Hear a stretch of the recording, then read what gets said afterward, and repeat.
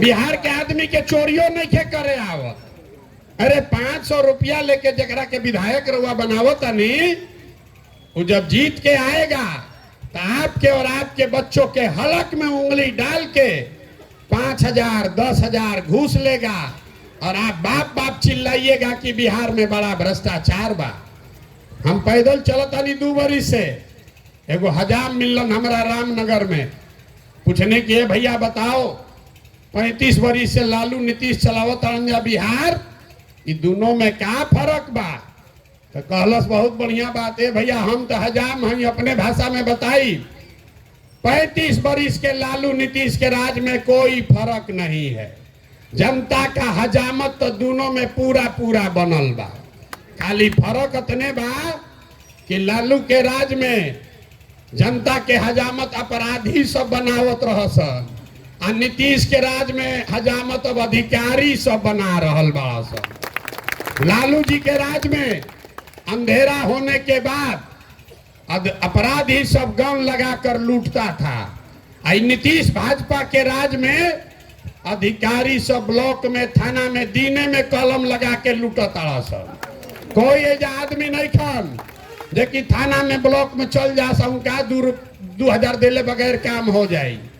लेकिन 5 बरिस घूस देला के बाद, कष्ट कटला के बाद अभी भाजपा के आयल बड़न विधायक वोट मांगे तो सब आदमी अपन दाखिल खारिज के कष्ट भुला गए। अब नीतीश कुमार में उनका खराबी नहीं खे दिखत, अब उनका दिखत अब भूमिहार के है आगरा के है पिछड़ा के है। अब उनके के जाके वोट दी हन, तब वोट दी हन तब चुनाव के बाद नीतीश के लोढ़ा खइहन। यह कहे आइल बानी, न सुधरिएगा आप, क्योंकि आपको सुधरना ही नहीं है। जब आपको अपने और अपने बच्चों की चिंता नहीं है, वो आदमी दूसरे का चिंता क्या करेगा? यही बताने आए। अभी कोई कहतन राय जी कि प्रशांत किशोर का हाथ मजबूत कीजिए। अरे भाई, हमको आपका साथ ना चाहिए, आप हमारा हाथ क्या मजबूत करिएगा? आप तो अपने बच्चों का हाथे नहीं मजबूत कर सके, आप हमारा हाथ मजबूत कीजिएगा। हम कितना पूर्वक पूछते हैं आप। अरे जो आदमी अपने बच्चा के लिए नहीं खड़ा हुआ, वो प्रशांत किशोर के लिए खड़ा होगा। हम 2 बरिस पैदल चले कि 20 बरिस चल दी, आप न सुधरने वाले हो रे भाई। यही बताने आए। कोई वोट वोट न मांगते हैं, हाथ वोट नहीं जोड़ते हैं। ये भी नहीं कहेंगे राय जी जैसा कि आप अंगड़ाई लीजिएगा तो बिहार बदल जाएगा। घंटा कुछ नहीं होगा। आपका दुर्दशा जरा जाकर देख लीजिए रोड पर। हम आ रहे हैं गाड़ी से, इससे पिछड़ा इलाका कोई नहीं दिख रहा। काची के अंगड़ाई, खाली घर बैठ के अंगड़ाई लिया था। आपका दम कुछ नहीं है, आपका दम कुछ नहीं है। अगर दम होता तो ये जो नेता सब आप पर राज कर रहा है, इसको उखाड़ कर आप फेंक देते, लेकिन आपको दम नहीं है। कहता है बिहार में एक बिहारी 100 पर भारी। हम कहते हैं आपसे ज्यादा कोई कमजोर नहीं है। एगो गुजराती 100 गो बिहारी के मजदूर बना के खटावत ऐसे आदमी मोछ ऐठा ताड़न। एक बिहारी 100 पर भारी। आ लड़का भोजपुरी गाना सुन के नाचत आ हो गइलन सब मजदूर। मेरे भाई, आपके पुरखों की ताकत थी। यही बिहार है जो कभी ज्ञान का भूमि था। दुनिया भर से लोग यहाँ पढ़ने आते थे, लेकिन आज आपका हमारा जो बिहार है, ये मजबूत लोगों का बिहार नहीं है, ये मजदूरों का बिहार है, अनपढ़ों का बिहार है। हर घर से लड़का बाहर गया है पलायन करके 10,000 रुपया के रोजी रोटी के लिए। तो अगर इसको सुधारना है तो जगिए, आपके पास ये अवसर है। आदमी कहता हन कि 25 में जन सुराज के जितावल जाए। अरे भाई, अभी लक्ष्मी पूजा बाद दिवाली में लक्ष्मी जी के बुलावे खातिर क्या कइल जाला? पूजा होला ना लक्ष्मी जी के, सब लोग पूजा करते हैं ना। लेकिन लक्ष्मी जी के पूजा करे से पहले सिखावल गइल बा कि 2 दिन पहले घर के बढ़िया से सफाई होई तबे लक्ष्मी जी आई हन। तो अगर 25 में जन सुराज का समृद्धि लाना है तो अभी उपचुनाव में ये जितना ही कूड़ा करकट बारंजा झाड़ू मार कर इनको बाहर कीजिए, तभी आपका भला होगा, न तो भला होने वाला नहीं। होना चाहिए कि नहीं होना चाहिए? एक अभी हथवा उठा के बोले कोई नेता काम नहीं किया है, तो अब बोलिए कि जो नेता काम नहीं किया, जिन नेताओं ने आपके बच्चों को लूटा है, जिन नेताओं ने आपके बच्चों को अनपढ़ मजदूर बनाया है, उसको वोट दीजिएगा कि नहीं दीजिएगा? हाथ उठाकर बोलिए दीजिएगा कि नहीं दीजिएगा। एक एक आदमी हाथ उठाकर बोलिए दीजिएगा कि नहीं दीजिएगा? नहीं ना दीजिएगा, नहीं ना दीजिएगा। अब दीजिएगा तो अपने बच्चों का पाप का भागी कौन होगा? आप खुद होइएगा। जन सुराज अच्छा लगे तो जन सुराज को दीजिए, नहीं अच्छा लगे तो कोई बात नहीं, निर्दलीय को दो। वो भी अच्छा न लगे, नोटा पर बटन दबाइए। लेकिन जिन नेताओं ने आपको और आपके बच्चों को लूटा है, उसको वोट मत दीजिए। यही बात बताने आए हैं। अब इतना देर आप हमारा बात सुन लिए। हम 2-2.5 बरिस से पैदल चलत रही। 5 दिन आप जाते हैं बाबा धाम, आपका हाथ पैर फूल जाता है। हम 2 बरिस से पैदले चल देनी। कैसे चलता नहीं? ये चल रहे हैं ऊपर वाले के कृपा से और आप जैसे लोगों के दुआ और आशीर्वाद से। तो ये जो समाज के जगावे समझावे के काम शुरू कैले बानी, अगर आपको लगता है कि ठीक काम कर रहे हैं तो और कुछ नहीं, वोट जिसको देना है दीजिए, लेकिन अपना आशीर्वाद अपने बेटे प्रशांत किशोर को हाथ उठाकर एक बार आशीर्वाद दीजिए और बताइए कि ये प्रयास होना चाहिए कि नहीं होना चाहिए। जरा जोर से बोलिए, पीछे के लोग तक बोलना है, ये होना चाहिए कि नहीं होना चाहिए?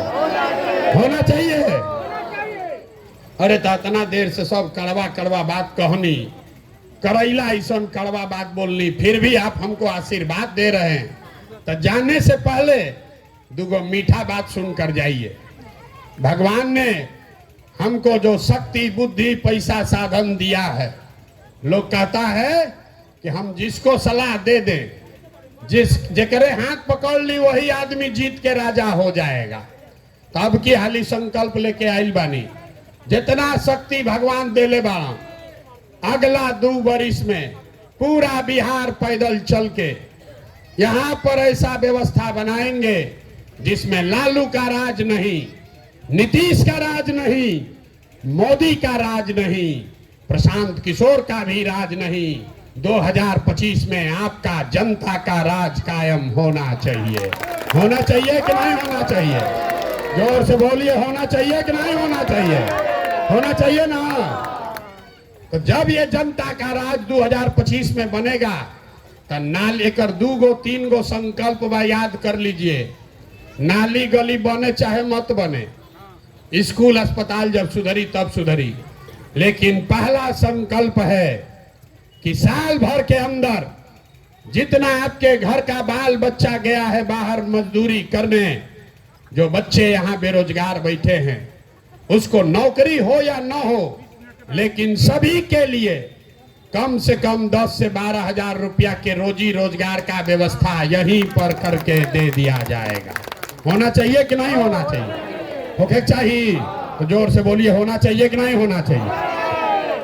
तो आपकी हाली छठ में लड़का है, यह सन छठ में आपका पति आपका भाई आएगा तो उसको बोल दीजिएगा कि अगला बरिस छठ में जब आईबा 2025 के छठ में आईबा तो फिर मजदूरी करे खरे खातिर बिहार से बाहर ना जाए पड़ी। प्रशांत किशोर का वादा आपसे है।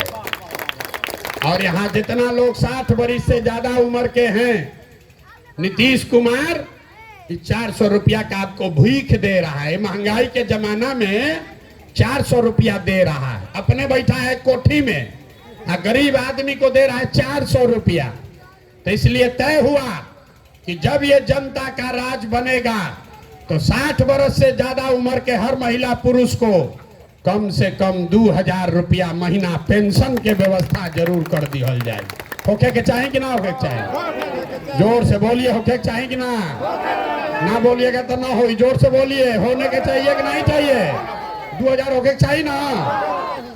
तीसरा और अंतिम संकल्प, ये पैसा से गरीबी ना दूर हो।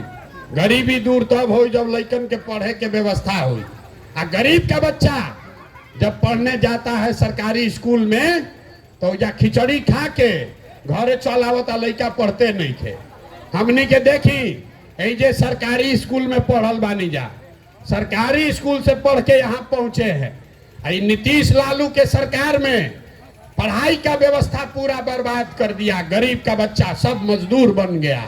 तो जनता का जब राज अगले बरस बनेगा, तो जब तक सरकारी विद्यालय ना सुधरी तब तक आप अपने बच्चा को प्राइवेट स्कूल में भेजिए, अंग्रेजी स्कूल में, और उसका पढ़ाई का खर्चा फीस सरकार के ओर से भरा जाएगा।